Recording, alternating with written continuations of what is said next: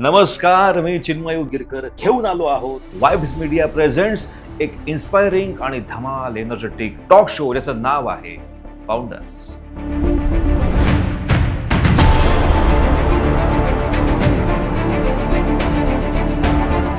आज आपण भेटूया देवरे सुपर स्पेशालिटी हॉस्पिटलचे डॉक्टर भूषण देवरे यांना. गुड मॉर्निंग भूषण सर आणि खूप खूप स्वागत तुमचं. धन्यवाद सर. कसं वाटतंय? How are you feeling today? मला आज म्हणजे हा क्षण खूप महत्त्वाचा वाटतो. साहजिक आहे, एक तर तुम्ही समोर आहात, दुसरं की एखाद्या आपल्या कर्तृत्वाला किंवा आपल्या असणाऱ्या गोष्टीला चांगल्या पद्धतीने आपल्याबद्दल विचार न करून लोकांपर्यंत पोचून हेल्थ क्षेत्रामध्ये लोकांपर्यंत काही गोष्टी कळून ते जर जनजागरण अशा व्ह्यूने होत असेल तर ते निश्चितच खूप चांगली गोष्ट आहे. क्या बात आहे. त्याच्यामुळे माझ्यासाठी म्हणजे I am feeling very happy today. क्या बात आहे सर. सर, तुम्ही 8 वर्षापासून प्रॅक्टिस करत आहात. देवरे हॉस्पिटलच्या माध्यमातून तुमची नाशिकमध्ये रुग्णसेवा सुरू आहे. तुमचं एज्युकेशन जे हॉस्पिटल आणि सायन हॉस्पिटलमध्ये झालं आहे. सर, डोंट माइंड, बट आमच्याकडे मुंबईमध्ये असं म्हटलं जातं सर की सायन हॉस्पिटलसारखा अंधार आपल्या सेटवर नको, जरा दिवे लावा. हे काय सायन हॉस्पिटल नाही आहे, इतकं फ्रस्ट्रेशनमध्ये राहू नका असं म्हटलं जातं. सॉरी टू से. पण सर, अशा ठिकाणी पण तुम्ही जाऊन एक्सपिरियन्स घेतलेला आहे. तर हा सगळा जो शिक्षणाचा प्रवास होता सर, तो कसा होता? सर, बेसिकली मी 11-12 नाशिकलाच होतो. एक स्वप्न होतं की डॉक्टरच व्हायचं आणि MBBSसाठी एक म्हणजे एशियातलं फर्स्ट कॉलेज हे म्हणजे जे हॉस्पिटल ग्रँड मेडिकल कॉलेज. तर त्या कॉलेजमध्ये जाण्याचाच एक विचार घेऊनच आम्ही सगळे मित्र असे प्रयत्न करत होतो. ते सुदैवाने आईवडिलांच्या आशीर्वादाने आपल्या प्रयत्नाने तिथे नंबर लागला. MBBSला असताना जे हॉस्पिटलमध्ये जो काही अनुभव, जे काही शिक्षण आणि जी काही क्वालिटी दर्जाचे सगळे अनुभव जो आला आणि कसं टॅकल केलं गेलं पाहिजे प्रॅक्टिकली लोकांमध्ये, पेशंट्समध्ये आणि प्लस नॉलेज, इत्थंभूत अनुभव म्हणजे फर्स्ट इयरपासून लास्ट इयरपर्यंतचा एज्युकेशनल एक्सपिरियन्स, टीचर्स गाईड हा प्रचंड मोठा आहे. म्हणजे तो यू कांट कम्पेअर एनिथिंग. कारण की गव्हर्नमेंट कॉलेजमधलं education is at the top must up to that with the grand medical college जे हॉस्पिटल. तर ते एक स्वप्नच होतं. त्याच्यात आम्ही जगलो, त्याच्यातून बाहेर पडलो. त्याच्यानंतर MD करण्यासाठी प्रयत्न सुरू झाले. तर नेक्स्ट इयर लगेच माझा सायन हॉस्पिटलला नंबर लागला. आता डेफिनेटली मुंबईमधले सगळे कॉलेजेस म्हणजे हे पूर्ण भारतभरातल्या विद्यार्थ्यांसाठीचं आकर्षण असलेले ठिकाण आहेत की डॉक्टर जर व्हायचं तर ह्या कॉलेजेसला बघूनच डॉक्टरचं स्वप्न पाहिलं जातं. तर त्या कॉलेजमध्ये मी मुंबईमध्येच माझा सायनलाही नंबर लागला. MDचं शिक्षण घेताना ब्रँच कुठली घ्यावी हे आपल्या मार्क्सवर, आपल्या असणाऱ्या कलावर की आपण काय करणार आहोत पुढे, आपले काय स्वप्न आहेत आणि डेफिनेटली रँकनुसार पुढच्या गोष्टी सगळ्या डिसाईड होतात. तर मेडिसिन हे करण्याचं माझं ऑर्थोपेडिक करावं असं माझं स्वप्न होतं. पण MBBSमध्ये लास्ट इयरलाच माझं मॅरेज झालं. माझी वाईफ आता सायकॅट्रिस्ट आहे. तर that time she told me की तुमची पर्सनॅलिटी मेडिसिन, MD मेडिसिन सारखीच आहे, तर तुम्ही तेच करावं. ॲक्च्युली मला ऑर्थोपेडिक व्हावं असं मला खूप वाटत होतं. पण मग मी प्रयत्न केला आणि आलं, मग मी मेडिसिनच चूज केलं. सायन हॉस्पिटलला म्हणजे लोकमान्य टिळक मेडिकल कॉलेजला जेव्हा MD मेडिसिन ही पोस्ट घेतली जाते तर 8 दिवस फक्त काम, जेवायला आंघोळीलाही वेळ नाही, इतकं कष्ट, इतकं काही तिथे अनुभव. आणि डॉक्टरांमध्ये जेव्हा एखादा डॉक्टर MBBS MD करून जेव्हा बाहेर येतो, वेदर इट कुठली ब्रँचेस असो, तर तिथे तुम्ही किती शिकलात, किती जीव काढला आणि किती प्रयत्न केले त्याच्यावरच तुमची पुढचं फ्युचर ठरलं जातं. करेक्ट. तिथले ते त्यावेळेला ते हाल वाटतात. ॲक्च्युली फ्रँकली स्पीकिंग ते सगळं केलेलं आज सगळं मला मिळतं आहे. आणि MBBSला मिळालेले गाईड, मेडिसिन MD करताना मिळालेले गाईड, यांचा आपल्यावरचा असणारा आशीर्वाद आणि आपण तो आपल्या कोर्टात आल्यानंतर जो बॉल आहे तो आपण व्यवस्थित पद्धतीने लेटवून पुढेपर्यंत बाउंड्री सिक्सर मारणं हे फार महत्त्वाचं असतं. करेक्ट. आणि considering current situation, there are multiple doctors, multiple hospitals. So private प्रॅक्टिसमध्ये पेशंट लोकांचा विश्वास संपादन करण्यासाठी तुमचं एज्युकेशन आणि तुमची प्रॅक्टिकल स्टेट की तुम्ही पेशंटसोबत कसं डील करतात, बरोबर, तुमची ह्युमॅनिटी, तुम्ही किती ग्राउंड लेवलवरून वर आलात, तुमच्यात माणुसकी फार महत्त्वाची. तुम्ही डॉक्टर असो का पंतप्रधान असो, तुमची माणुसकी फार महत्त्वाची. आणि मी चाळीसगाव हे आमचं गाव, जळगाव जिल्ह्यात आमचं गाव. बरोबर. पण माझं आईचं माहेर नाशिकच होतं बरं. आणि वडीलही इकडे सेटल होणार होते. त्यामुळे आमचं पहिलं, म्हणून मी 11-12 नाशिकला होतो, तर बरं. नाशिकलाच सेटल व्हावं ही माझी इच्छा होती. बरं. MD मेडिसिन नंतर परत मला पुढे DM करण्याचा चान्स होता, माझा रँकही आला होता, पण बरं. DM मिळून न घेणाऱ्यातला मग मी सिलेक्टेड लोकांमधला मी, का तर MD मेडिसिनच पुढे करू, तर केसापासून नखापर्यंत, साध्या गोष्टीपासून सिरियस पेशंटपर्यंतचा सगळा जो प्रवास आहे तो MD मेडिसिन डॉक्टरच्या हाताखालून जातो. करेक्ट. त्याच्यामुळे ती सर्व डिटेल माहिती, सर्व नॉलेज असणारा व्यक्ती, आणि त्याच्यावर मी आज समाधानी आहे, आनंदी आहे. वा. मिसेसने सांगितल्यानंतर ठरलेल्या मेडिसिनची ब्रँच आणि त्याच्यानंतर तिचंही सायकॅट्री झाली, तर ते आम्ही दोघं मिळून आज हा जो हॉस्पिटलचा प्रवास आहे हा आयडियली तसा 10 वर्षांचा, तर ह्या प्रवासामध्ये करत करत आम्ही पहिले आमचं एक रेंटेड हॉस्पिटल होतं, आता 3 वर्षापासून ते आम्ही स्वतःचं हॉस्पिटल एक मुंबई नाक्या एरियामध्ये नाशिकमध्ये 50 बेडचं एक सेटअप आम्ही चालवतो आहोत. वा. लहान बंधू माझी MD पेडियाट्रिक आहेत, अरे आम्ही वा. 3 MD आहोत. वा वा आई वा. आमची शिक्षिका आणि वडील आमचे बँकेत होते मॅनेजर, दोघे रिटायर्ड आहेत. क्या बात आहे. तर असं आम्ही घरात 2च भाऊ, दोघे डॉक्टर, माझी मिसेस सायकॅट्रिस्ट, अशी एकत्र अशी सगळी फॅमिली, हॉस्पिटल असं सगळं व्यवस्थित सुरू आहे. बरं. माझ्या या संपूर्ण प्रवासामध्ये आईवडिलांचा आणि माझ्या विशेषतः माझ्या बायकोचा खूप सपोर्ट होता मला. क्या बात. बरेच अप्स अँड डाऊन्स येतात, एज्युकेशन्समध्ये येतात, इकॉनॉमिक लाईफमध्ये येतात, प्रायव्हेट पर्सनल लाईफमध्ये येतात. बरोबर. प्रत्येक वेळी तिचं उभं राहणं म्हणून ती हिंमत मिळत गेली आणि तिच्याचमुळे हॉस्पिटल आपण काढू हा पण मोठा निर्णय घेतला. वा. मी 2014ला जेव्हा नाशिकमध्ये आलो त्यावेळेला इंडिव्हिज्युअल डॉक्टरने स्वतःचं हॉस्पिटल टाकण्याची कन्सेप्टच नव्हती. करेक्ट. मल्टी सेटअप यायचे, बरेच डॉक्टर मिळून यायचे, पण मी एकट्याने ते चालू केलं कारण की तिथे माझ्या वाईफचा सपोर्ट होता. बरोबर. आणि मी हा विचारही केला नाही आल्यानंतर आपल्याला कोणी ओळखतही चालेल नाही का आहे, पण नाही? डायरेक्ट फर्स्ट मंथपासून मी काम चालू केलं. पण मी नाशिकच्या त्याच्या 1 वर्ष अगोदर मी माझा MDचा आमचा बॉन्ड असतो, गव्हर्नमेंट बॉन्ड सर्व्हिस, बरोबर. मी कंप्लीट केली. त्यावेळेला मी एक अनुभव घेतला नाशिकचा, म्हणून मी विचार केला की आपल्यासारख्या डॉक्टरांची MD मेडिसिनची ते गरज आहे. डॉक्टर्स खूप आहे, पण आपल्यासारखं काम आपण करू शकतो, कदाचित ते त्याच्यामुळे आपल्याला फायदा होईल स्वतःच्या बरोबर. लाईफमध्ये. बरोबर. आणि एवढं या गव्हर्नमेंट कॉलेजचा अनुभव असल्यानंतर ते मी इम्प्लिमेंट केलं. वा. आणि आईवडिलांच्या आशीर्वादाने, प्रयत्न, कष्ट खूप, त्याच्याने सगळं आज एकदम छान. माझी प्रॅक्टिसबद्दल आय एम व्हेरी सॅटिस्फाईड. क्या बात आहे sir. Practice doesn't compare your amount and what been economic goals you set, पण प्रायव्हेट प्रॅक्टिसमध्ये माझा पेशंटचा माझ्यावरचा फेथ, माझा शब्द म्हणजे फायनल, असा माझा बऱ्याच पेशंटमध्ये, म्हणजे जर मी ते सांगेल तेच होणार, बाकी काहीच गोष्टी चालत नाही. मग तो 60 वर्ष सिनियर प्रॅक्टिशनर जरी असला, त्याने जरी सांगितलं तरी ते माझी कमांड माझ्या पेशंटप्रती इतकी आहे की ती एक ॲज अ फॅमिलीज आहे. वा. आणि गरिबीतून आल्यामुळे त्यांना सांभाळण्याची जी माझी बेसिक नेचर होता, तो जास्त मला वाटतो, तो आपण म्हणतो ना not the list, last but not the list, असं बरोबर. की तो खूप इम्पॉर्टंट आहे, की तो बाय डिफॉल्ट आहे. म्हणजे you can't pretend to be that I am a good person, तुम्ही आतून असणं गरजेचं आहे, बरोबर. तर ते रिफ्लेक्ट होणार बाहेर. तर ते इफेक्ट होणार बाहेर. बरोबर. आणि सर त्याचंच रिफ्लेक्शन आहे आपलं Deore super speciality hospital, yes जे इतक्या दिमाखामध्ये उभं आहे आणि रुग्णांच्या पसंतीचं हॉस्पिटल आहे. येस सर याच्यात कुठल्या कुठल्या सुविधा आहेत सर? सर, एक मल्टी स्पेशालिटी हॉस्पिटल आहे. जी.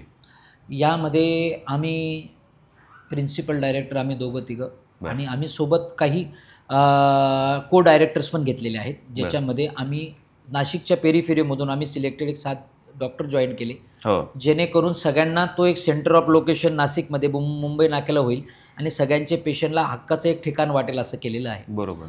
आपल्या हॉस्पिटलमध्ये मी मेडिसिन स्ट्रीम बघतो, मिसेस माझी सायकॅट्री बघते, बर.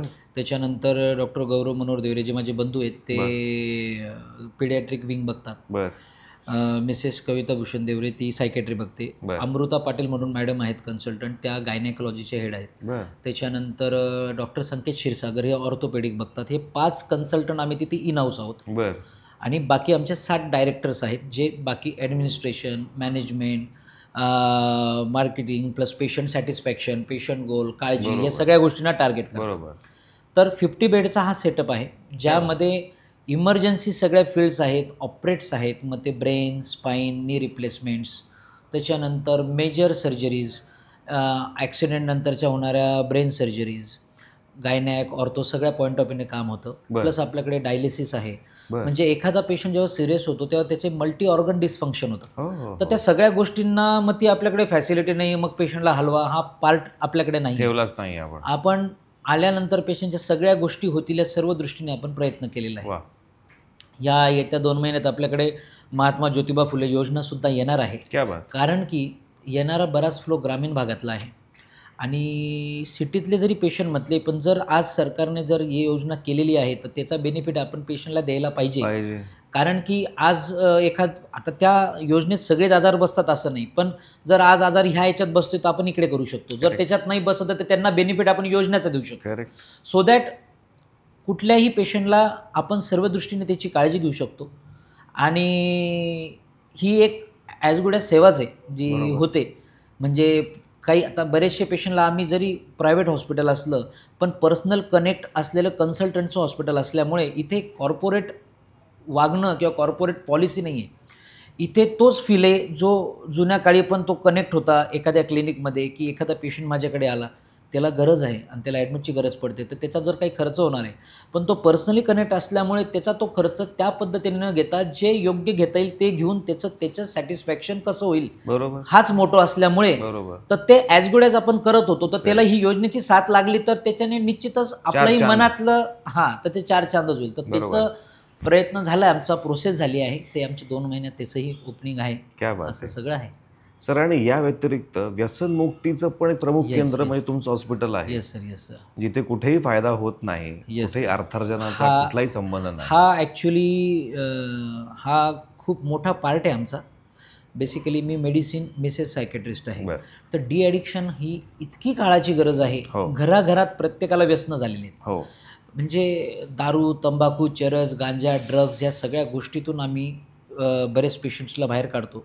नाशिकमध्ये सुद्धा आता मुंबई पुण्यासारखे ड्रग्सचे पेशंट्स वाढायला लागलेले आहे.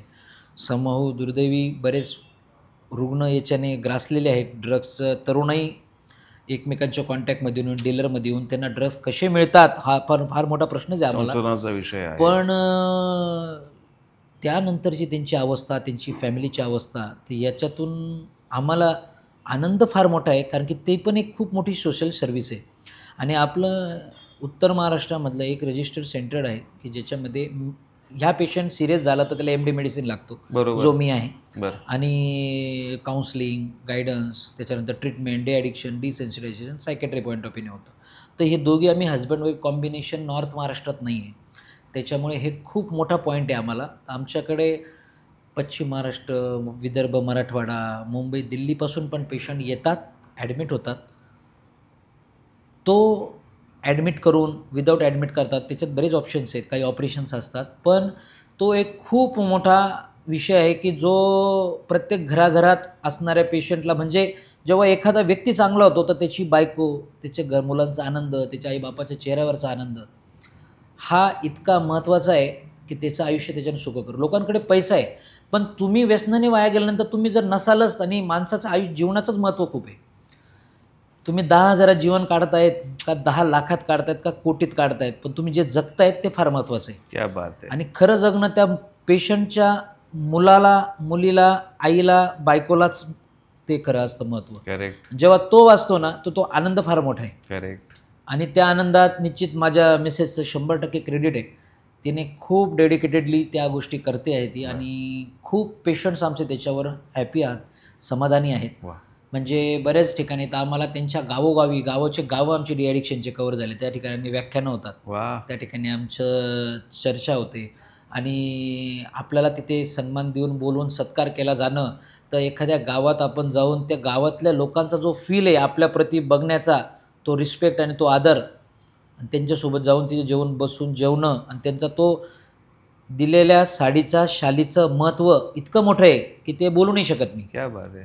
तो एक कळत नकळत म्हणजे हॉस्पिटल रिलेटेडचा हा एक पार्ट आम्ही जो अटॅच करून घेतला ना, याचा आम्हाला खूप आनंद, समाधान आहे. हाही डिसिजन माझ्या मिसेसनेच घेतलेला होता. आम्ही विचार केला होता की हे करणं कितपत योग्य आहे, पण मग आम्ही विचार केला की एनिवेज आपण हॉस्पिटल करणार आहोत. डी ॲडिक्शनची ट्रीटमेंट देणारे डॉक्टर खूप आहेत, पण जर त्या पेशंटला ॲडमिटची गरज पडली तर त्याला हॉस्पिटल पाहिजे. करेक्ट. हॉस्पिटल पाहिजे ते MD मेडिसिन पाहिजे. बरोबर. बाय डिफॉल्ट मी and you are already there, correct. तर मग निश्चितच आपण हा विचार का नको करायला. क्या बात. रिहॅबिलिटेशन सेंटर्स असतात, 2-2 महिने तिथे पेशंट ठेवले जातात, पण तिथून सुटल्यानंतर परत पेशंट कळत न कळत त्याच्या जातोच आहारी परत. जातो. करेक्ट. तिथे मेडिटेशन, योगा, बऱ्याच थेरपीने काम केलं जातं, जे चांगलंच असतं. पण जर मेडिकेशनने जर पेशंट डायरेक्ट बरा केला तर तो 2-3 महिने त्याला आयसोलेट बॉयकॉट सारखं मनाची फिलिंग तयार होऊन तो फॅमिलीपासून तुटतो, Detach अलिप्त होतो. होतो. तर तो उपचार करून जर केला तर तो फॅमिलीमध्ये राहून चांगला होतो. वा, ह्या वाक्याला फार महत्व आहे. क्या बात आहे सर. असं सगळं आहे. त्या अशी सगळी ही जर्नी आहे सर आमची डी ॲडिक्शनची. सर 11 वर्षात 2 लाखापेक्षा पण जास्त रुग्णांना तुम्ही बरं केलेलं आहे yes, सर. काय काय चांगल्या चांगल्या स्टोरीज आहेत, काय अनुभव आहेत सर? सर मला आठवतं हॉस्पिटल ओपन केल्यानंतर 2nd इयरला एक पेशंट होता माझ्याकडे, जो समहाऊ हृदयाचा त्याला झटका बसला होता. तो सिरियस झाला, त्याला आम्ही व्हेंटिलेटरवर घेतलं. आता त्याचं असं होतं की जेव्हा प्रॅक्टिसमध्ये आपण नवीन येतो त्यावेळेला डेफिनेटली कोणताही पेशंट, ही कॉमन सायकॉलॉजी आहे, जर मला एखाद्या डॉक्टरकडे जायचं आहे तर तो नावाजलेला पाहिजे, तो त्याचं मार्केटमध्ये नाव पाहिजे. तर सुरुवातीला आल्यानंतर कधीच कोणत्या डॉक्टरचं नाव नसतंच, पण तो पेशंट आला, तो सिरियस झाला, मी त्याला व्हेंटिलेटरवर घेतलं. तर त्यावेळेला माझी सुरुवातीची प्रॅक्टिस असतानासुद्धा माझी पेशंटवरची कमांड डे 1 पासून प्रॉपर आहे. त्यांचा सांत्वन, त्यांचा देणारा विश्वास आणि माझं विश्वास, माझं प्रेडिक्शन, माझं क्लिनिकल जजमेंट्स इतकं परफेक्ट असतं की मी आधीच जजमेंट, किती खर्च, किती आजार जाणार आहे, काय नक्की होणार आहे हे क्लिअर केल्यामुळे पारदर्शकता ही इतकी मोठी आहे आमच्या फील्डमध्ये किंवा कुठल्याही फील्डमध्ये, इव्हन तुमच्या फील्डमध्ये. अगदी पारदर्शकता जर ठेवली आणि ट्रस्ट हा फार महत्त्वाचा आहे. तर त्या लोकांनी माझ्यावर विश्वास ठेवला आणि त्या पेशंटला मी व्हेंटिलेटरमधून बाहेर काढलं. तो माझ्या प्रायव्हेट प्रॅक्टिसमधला पहिला पेशंट होता बाहेर काढलेला. बढे आडनाव होतं त्या पेशंटचं. तो पेशंट 12 दिवस व्हेंटिलेटरवर होता. त्याला काढल्यानंतरचा तो माझा जो आनंद होता तो मी आजही विसरू शकत नाही, कारण की तो माझा फर्स्ट पेशंट होता आणि व्हेंटिलेटरचा, आणि त्याला मी तेवढं काढलं होतं. त्याच्यानंतर त्या पेशंटने माउथ माझी पब्लिसिटी एवढी केली की त्या पेशंटमुळेच मला इतका वर्ग जॉईंट झाला पेशंटचा. आणि तो असल्यानंतर तो वन विभागात होता, तो आज वन विभागाचा डिस्ट्रिक्ट हेड आहे. जर तो नसता तर तो झाला नसता. तो दर सणाला आजही ह्या 10 वर्षापासून 9 वर्षापासून तो आल्यानंतर 10 वर्ष झाले त्या गोष्टीला, दर सणाला मला तो गिफ्ट पाठवतो. असं सगळं आहे. तर अशा सगळ्या ह्या गोष्टी सगळ्या आहे. दुर्दैवी मागच्या वर्षी त्यांची फॅमिली, आता मागच्या वर्षी त्यांना 6 महिन्यापूर्वी ते दगावले ॲक्च्युली 6 महिन्यापूर्वी, पण 9 वर्ष दर वर्षाला मला त्यांचे गिफ्ट येत होते. तर हा खूप मोठा आनंद आहे. आणि साहजिक आहे, प्रत्येक कष्ट करत असताना हे आपल्या प्रायव्हेट प्रॅक्टिसमध्ये असे वेगवेगळे पेशंट होते की जे एक रिमार्क ठेवून जातं आपल्या मनात की आपण यांच्यासाठी काय केलेलं आहे. तर डॉक्टर देव नसतो, काही वेळेला पेशंट दगावतात, पण तुमचा पेशंट किती सिरियस आहे आणि त्याला काय आजार आहे हे जर कम्युनिकेशन तुम्ही नातेवाईकांना केलं नाही तर त्यांना काउन्सिलिंग फार महत्त्वाची आहे. त्यामुळे त्यांना कळतच नाही की माझा पेशंट इतका सिरियस होता. डॉक्टर कष्ट करतोच, पण डॉक्टरांचे कष्ट आणि काय आजार आहे हे कॉम्बिनेशन, हे कम्युनिकेशन जर नीट झालं नाही आमच्या फील्डमध्ये तर ते खूप टॉक्झिक असतं. कारण की तुम्ही एका व्यक्तीच्या हेल्थशी लढत असता, ते व्यक्तीचे जीवन मरण तुमच्या हातात असतं. तो व्यक्ती जर गेला तर त्यांच्या आयुष्यातलं एक प्रेझेन्स गायब होणार असतो. बरोबर. तर याची महत्त्व जर डोक्यात ठेवून जर वागलो ना आपण तर ते लायबिलिटी रिस्पॉन्सिबिलिटीने वागणं होतं आणि ते तुमच्या वागण्यात झळकतं. बरोबर. सिरियस आहेत आपण सिरियस सांगायला पाहिजे, चांगलं आहेत आपण चांगलं सांगायला पाहिजे. बरोबर आहे. तर हे कम्युनिकेशन आणि कोणत्याही गोष्टीला अशा एक फेजेस येतात हॉस्पिटल फील्डमध्ये की त्या खूप स्ट्रेसफुल असतात, पण त्या परिस्थितीला न डगमगता जर आपण सामोरे गेलो तर त्या गोष्टीला सांगणं फार महत्त्वाचं असतं. आता तो पेशंट चालत जर आला पण त्याला जर हृदयाचा झटका बसला तर त्याचा बिचाराचा जीव दगावणार आहे.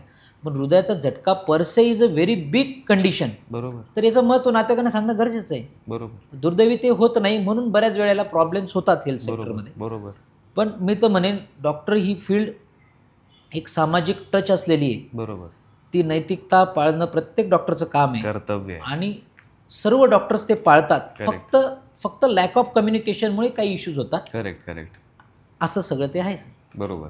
सर, आपण डायबेटीस, हार्ट आणि किडनी केअर, स्ट्रोक, थायरॉइड या सगळ्या रोगांवरती उपचार करणारे तज्ज्ञ डॉक्टर आहात सर.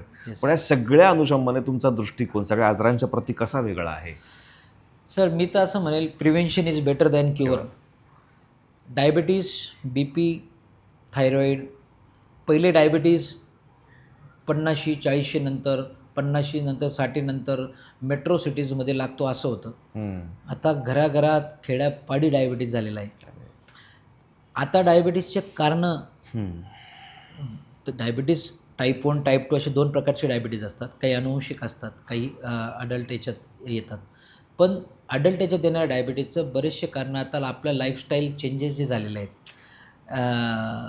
त्या सगळ्या कारणांमुळे सगळी खराबी सुरू आहे. स्ट्रेस, ताणतणाव, पहिले व्यसनं, आजार मोठे, पहिले डायबिटीज बी पीमुळे हार्ट अटॅक यायचे, आता व्यसनांमुळे, आता ताणतणावामुळे, तुमची दिनचर्या शैली चुकीची आहे, डाएट हॅबिट चुकीचे आहे, त्याच्यामुळे प्रॉब्लेम होत आहे. ओबेसिटी, डायबिटीज, हायपरटेन्शन हे सगळे आजार अल्टिमेटली एक मेटाबॉलिक सिंड्रोम म्हणून प्रकार असतो. म्हणजे ज्याला डायबिटीज आहे त्याला बी पी लागूच शकतो पुढे मागे, ज्याला बी पी आहे त्याला डायबिटीज लागू शकतो. तो सख्या चुलत भावासारखा आहे, तो जमतही नाही सोडतही नाही. ह्या वयामध्ये जर एक आजार लागला तर दुसरा लागू नये म्हणून निश्चित काळजी घेतली पाहिजे. आणि डेफिनेटली त्याच्यासाठी काय आहे, तुमचं डाएट तुम्ही प्रॉपर मेंटेन केला पाहिजे. म्हणजे मी तर प्रिव्हेन्शनवर जास्त बोलेल, कारण की एकदा आजार लागल्यानंतर तुम्हाला डॉक्टरांकडे येणंच आहे. बरोबर. तर त्याच्या आधी आपण प्रिव्हेन्शनबद्दल बोललो तर तुम्ही तुमचा स्ट्रेस मॅनेज करणं गरजेचं आहे, तुमची लाईफस्टाईल मॅनेज करणं गरजेचं आहे. वेळेवर झोप, वेळेवर आराम, वेळेवर जेवण आणि व्यसनांपासून दूर राहणे प्रचंड गरजेचं आहे. सध्या आपल्या धावपळीच्या जीवनात इतके काही इव्हेंट आहेत ताणतणावाचे, पण त्या तणावाचा सहारा आपण जर व्यसनाकडे घेतला तर ॲटोमॅटिक आपण डिपेंडंट होतो, ॲडिक्ट होतो आणि ते ॲटोमॅटिक तुमची हेल्थ खराब करणार आहे. बरोबर. आणि जर तुम्हाला हे काही आजार लागलेत तर मग डेफिनेटली तुम्ही तुमच्या डॉक्टरांना रेग्युलर्स भेटलं पाहिजे, तुम्ही ट्रीटमेंट घेतली पाहिजे. बऱ्याच जणांची ट्रीटमेंट घेतात, चांगलं वाटतं म्हणून बंद करतात. जोपर्यंत डॉक्टर म्हणत नाही तुम्ही उपचार बंद करा तोपर्यंत बंद करण्याचे, कारण की मृगजळाकडे बघण्यात अर्थ नाही आहे. आपल्याला आयुष्यभर व्यवस्थित राहायचं आहे आणि धावपळी संपणार नाहीच आहे. मनुष्य सकाळी उठला की रात्री झोपेपर्यंत आपल्या मागे कष्ट आहे. तुम्हाला पर्सनल लाईफ आहे, तुम्हाला फॅमिली लाईफ आहे, तुम्हाला सोशल लाईफ आहे, फायनान्शियल बघायचं आहे. या सगळ्या याच्यामध्ये तुम्ही जे अटकतात आणि अजून ह्या लोन सिस्टीममध्ये बराच मिडल क्लास वर्ग अटकलेला आहे. बरोबर. आणि ह्याच ताणतणावानेच पेशंट आमच्याकडे येतात. बरोबर. पण अल्टिमेटली तुम्ही नीट राहाल तर तुमची फॅमिली नीट राहणार आहे आणि तुम्ही जर खचलात तर तुमची फॅमिली पहिले हादरते. बरोबर. त्यामुळे माणसाला तर तो स्ट्रेस पण कोपअप करून जगावं लागतं. त्याच्यामुळे तुम्ही जर ह्या मेंटेन ठेवल्या तर आजार लागणार नाही. बरोबर. आणि आजार लागले तर तुम्ही निश्चितच प्रॉपर MD डॉक्टरांना भेटणं गरजेचं आहे. तुम्ही त्यांची प्रॉपर कन्सल्ट करणं गरजेचं आहे. त्यानुसारच पुढचे आयुष्य तुम्ही घालणं गरजेचं आहे. क्या बात आहे sir. Sir thank you so much, तुम्ही त्याला आणि इतकं छान प्रबोधन दिलं. सर तुमचं बोलणं हे खरोखर आतून आहे आणि ते रुग्णसेवेच्या प्रत्यक्ष अनुभवातून आहे सर. आणि अशाच डॉक्टर्सची गरज आहे, कारण अशा डॉक्टर्सचाच देव म्हटलं जातं. खरंय सर, तुम्ही देवरे आहात. खरंय. Thank you so much.